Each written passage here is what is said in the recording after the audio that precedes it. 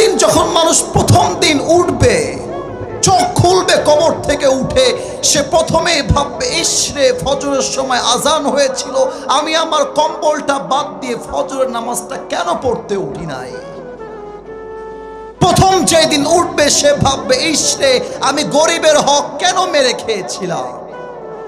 প্রথম দিন যখন কিয়ামতের দিন উঠবে সে ভাববে, আয় হায় হায়, যুবক বয়সে হালাল ভাবে বিয়ে না করে আমি হারাম ভাবে অবৈধ প্রেম কেন করেছিলাম।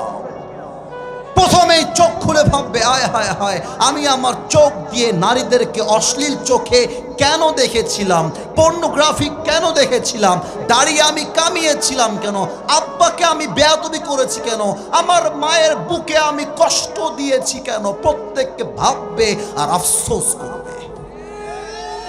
আলিমাত নাফসুম মা কদ্দামাত ওয়া আখারাত। On that day everyone will realize what was most important and what was less important.